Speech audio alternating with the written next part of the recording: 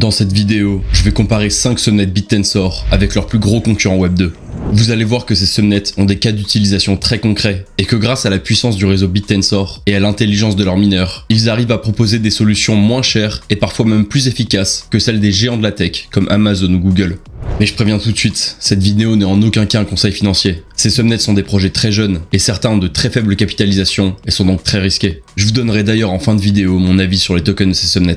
Avant de commencer, s'il y a des nouveaux qui découvrent ma chaîne et qui découvrent BitTensor, je vous conseille vivement de commencer par regarder cette vidéo où je vous explique BitTensor en 10 minutes. En tout cas, pour pas que vous soyez largués sur cette vidéo, sachez qu'un subnet, c'est en gros un projet développé sur BitTensor. Je précise également que cette vidéo est soutenue par Bitcast. Bitcast, c'est un subnet BitTensor qui veut créer une économie décentralisée pour les créateurs de contenu. En gros, ils ont une plateforme sur laquelle on retrouve des briefs sur différents sujets autour de BitTensor, et en tant que youtubeur, on peut devenir mineur du subnet Bitcast en faisant des vidéos qui répondent à ces briefs afin de gagner des tokens en fonction de la performance de notre vidéo. Donc c'est pas vraiment un partenariat, c'est un système très particulier qui n'a d'ailleurs aucun équivalent dans le Web 2, mais ça me permet en quelque sorte de monétiser des vidéos sur BitTensor, sachant que c'est déjà ce que je faisais avant Bitcast. En plus je parle avec le founder de Bitcast, donc je peux influencer les sujets des briefs, donc c'est tout bénef. Alors le premier subnet dont j'aimerais parler, c'est Hippius, un subnet qui propose une solution de stockage décentralisé. Ça peut paraître simple comme concept, mais c'est trompeur, car faire un bon subnet de stockage sur BitTensor, c'est un sujet complexe. Const, le fondateur de BitTensor, avait lui-même essayé de faire le premier subnet de stockage, mais il n'avait pas réussi. Mais alors pourquoi ce subnet? Déjà faut bien comprendre que dans un monde où l'IA est en plein essor, la donnée c'est le nouveau pétrole. La demande mondiale en stockage est déjà énorme et elle ne va faire qu'augmenter, sachant qu'aujourd'hui ce marché est majoritairement dominé par 3 gros acteurs, Amazon, Microsoft et Google. Et aujourd'hui sur BitTensor, beaucoup de subnets font de l'IA décentralisée, basée sur de la puissance de calcul décentralisée, mais en s'appuyant encore sur ces plateformes de stockage centralisées comme AWS ou Cloudflare. Du coup le but d'Hippius, ça va être bien sûr de gratter des parts de marché dans le stockage, mais dans un premier temps, c'est de créer la solution de stockage parfaite pour les subnets BitTensor. Hippius veut donc proposer du stockage décentralisé pour qu'il soit fiable et résistant à la censure, et beaucoup moins cher que le stockage centralisé, tout en restant très compétitif avec les autres plateformes de stockage décentralisées comme Filecoin ou Storj. Hippius garantit également la transparence et la traçabilité de ce stockage pour qu'on puisse voir à quel endroit la donnée est stockée et par quel mineur. D'ailleurs pour ça, faut savoir qu'Hippius possède sa propre blockchain, basée sur Substrate, la stack technique de Polkadot, qui va servir justement à enregistrer de façon immuable et transparente où se trouvent les fichiers, qui sont les mineurs, quels sont leurs scores de performance, pour savoir à qui distribuer les récompenses. Ils font ça en dehors de BitTensor, car la chaîne native BitTensor ne peut pas gérer le volume de données de stockage sans être surchargée. Et du coup voilà, ils utilisent leur propre blockchain uniquement pour l'apport technique, ils n'auront jamais de deuxième token ou quoi. Sur Hippius, les mineurs sont donc récompensés en fonction de leur fiabilité et de leur rapidité à stocker et livrer des fichiers, ce qui est mesuré par la donnée via des tests aléatoires. Ils sont donc en compétition pour obtenir le meilleur score et capter une plus grande part de récompense du subnet.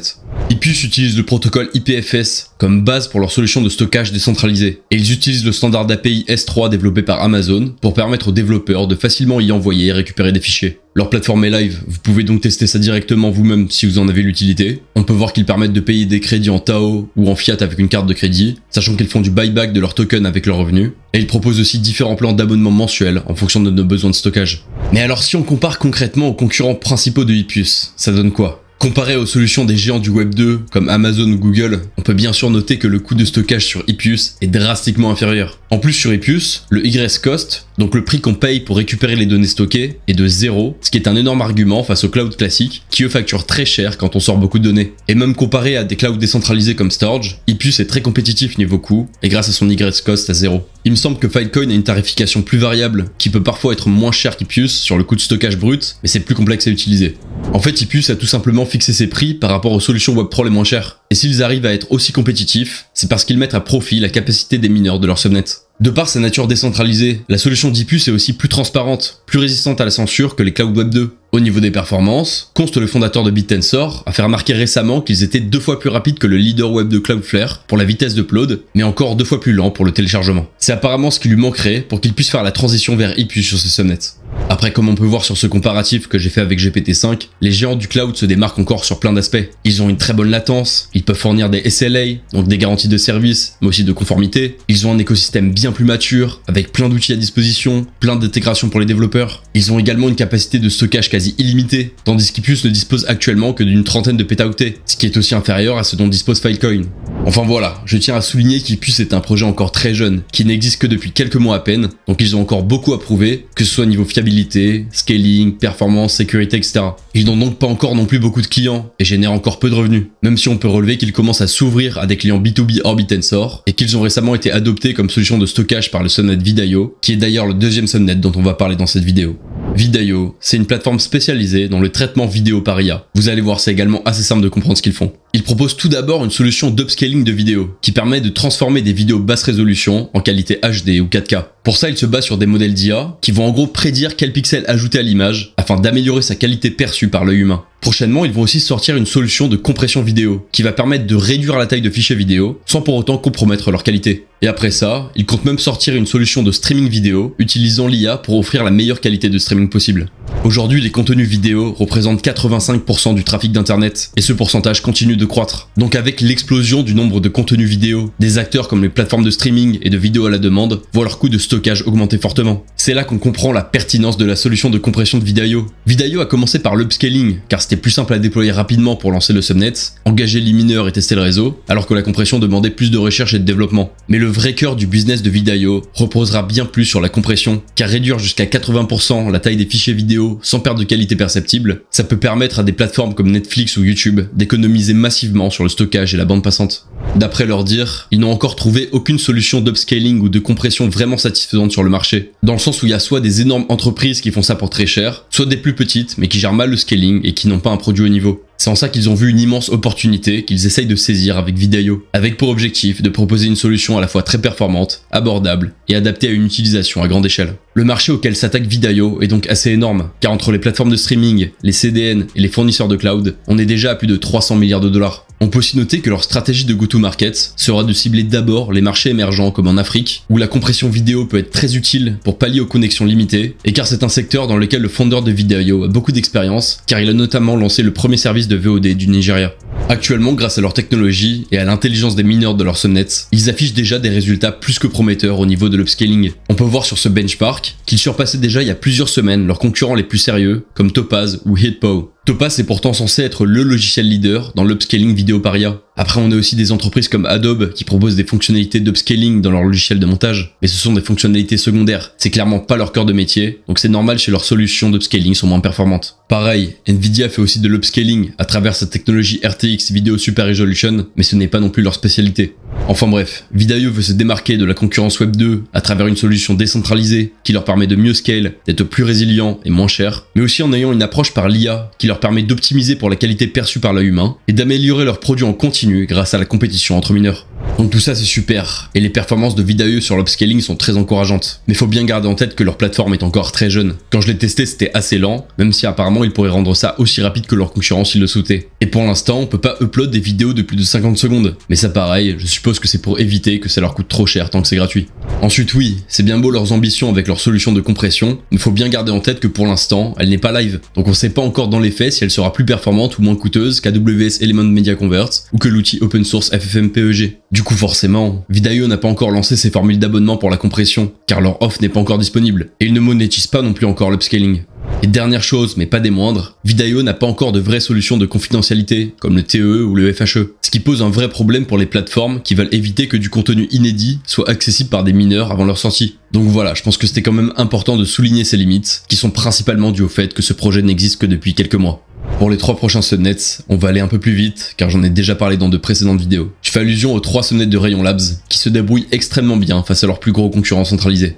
On a bien sûr leur subnet Chutes, que j'ai très récemment couvert dans une vidéo dédiée, qui est en gros une plateforme qui fournit de la puissance de calcul et met à disposition des modèles d'IA pour de l'inférence. Sur la partie inférence, ils sont donc en compétition directement avec les API de géants comme OpenAI ou Anthropic, et ils se démarquent avec des tarifs beaucoup plus attractifs, car ils subventionnent l'utilisation de leur plateforme grâce aux émissions qu'ils perçoivent du réseau Bitensor. Après, ils ne font pas que de l'inférence, bien que ce soit le plus gros cas d'utilisation de leur solution pour le moment. Chute, c'est ce qu'on appelle une plateforme de serverless compute. Donc ils louent et gèrent des serveurs et des GPU pour n'importe quel cas d'utilisation. Dans l'idée, ils sont beaucoup plus généralistes que juste de l'inférence. Et là-dessus, ils vont être en compétition avec des licornes du Web 2 comme Together AI, ou encore de potentiels futurs licornes comme Replicate ou Modal. Et Chute essaye de se démarquer de ces solutions Web 2 de par leur décentralisation et leur côté permissionless, qui assure plus de transparence, de traçabilité, de résistance à la censure.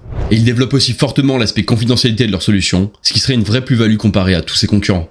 Ensuite, on a Gradience, le subnet de Rayon Labs spécialisé dans l'entraînement simplifié de modèles d'IA, de texte et d'images, ce qu'on appelle le fine-tuning. En gros, n'importe qui peut utiliser leur plateforme pour entraîner son propre modèle d'IA en no code complet, donc sans avoir besoin d'être développeur. Ils ont sorti il y a quelques semaines un papier bien complet décrivant leur technologie et leurs accomplissements. Et eux, c'est sans appel. Niveau performance, ils détruisent littéralement n'importe quel géant du Web 2. Que ce soit Google Cloud, Hugging Face, Together AI ou Databricks. Si ça vous intéresse, ils décrivent justement dans ce papier toutes les expérimentations qu'ils ont faites et ils arrivent à être meilleurs que tout le monde tout en proposant une solution à une fraction du prix de leurs concurrents Web 2. Donc c'est assez impressionnant. Gradience mériterait une vidéo dédiée, donc dites-moi en commentaire si ça pourrait vous intéresser. D'ailleurs, si la vidéo vous plaît, n'hésitez pas à la liker et à vous abonner. Je sais pas si je le répète assez, mais c'est vraiment ultra important si vous voulez que cette chaîne continue d'exister à l'avenir. Pour finir sur les 3 sonnets de Rayon Labs, on peut mentionner 19AI qui propose un service d'inférence de modèles d'IA ultra performant. En gros, si vous avez besoin de réponses de modèles d'IA particulièrement rapides pour votre application, c'est vers des solutions comme 19 qu'il faut se tourner. Ces applications qui en ont besoin, c'est par exemple des applications de finance, de chat en temps réel ou de robotique.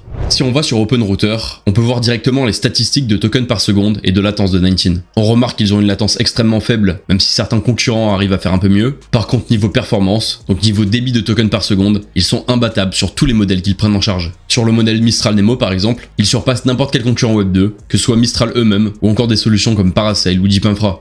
Après, j'aurais aussi pu parler de plein d'autres subnets dans cette vidéo. Je pense notamment à Lium ou à Targon, qui proposent des marketplaces de GPU, qui sont donc en concurrence avec tout un tas de géants du Web 2. Ou encore à Ready AI, qui propose une solution d'annotation et de mise en forme de la donnée, pour qu'elle puisse être utilisée pour entraîner des modèles d'IA, ce qui les met en concurrence avec des entreprises comme Scale AI. Ou même Ridges, qui incite la création d'agents IA qui jouent le rôle d'assistants développeurs, pour concurrencer des boîtes comme Cursor. Mais pareil, ces projets mériteraient peut-être des vidéos dédiées. Bon, comme vous avez vu dans cette vidéo, j'ai surtout insisté sur Vidaio et Hippius, car c'est 2 sonnets dont je n'avais pas encore parlé sur cette chaîne, mais qui ont pourtant un cas d'utilisation très concret et facile à comprendre. Après voilà, je souligne encore une fois que ces projets sont extrêmement jeunes, donc ils ont encore assez peu de clients et génèrent encore assez peu de revenus pour le moment, et ça se reflète d'ailleurs dans leur market cap, car ils sont très peu capitalisés. Hippius est à 5 millions de market cap pour 60 millions de FDV, Vidaio est à 2 millions pour 35 millions de FDV, et clairement, leur chart fait pas rêver. On est sur un dump continu depuis avril, ce qui reflète une pression acheteuse extrêmement basse. Du coup, je rappelle également que cette vidéo ne constitue en rien un conseil financier. C'est à vos risques et périls si vous décidez d'investir dedans. Et bien sûr, ça peut paraître évident, mais le but de la vidéo n'est absolument pas de dire que ces subnets vont remplacer les géants du Web 2. Faudrait être complètement à côté de la plaque pour penser ça. Le but, c'était de vous faire découvrir de nouveaux subnets, de vous montrer des cas d'usage très concrets de subnets Bittensor, et de voir comment certains arrivent à tirer parti du réseau Bittensor et de l'intelligence des mineurs pour proposer des alternatives décentralisées moins chères ou plus efficaces sur certains aspects que les géants de la tech.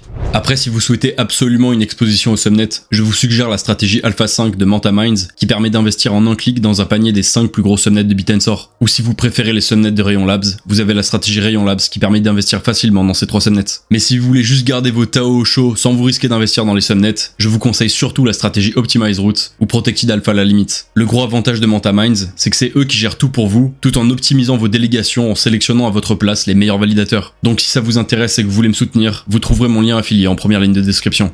En tout cas, si la vidéo vous a plu, n'hésitez pas à vous abonner, c'est gratuit, et ça vous permettra de vous tenir au courant de mes prochaines vidéos, surtout si vous activez la cloche.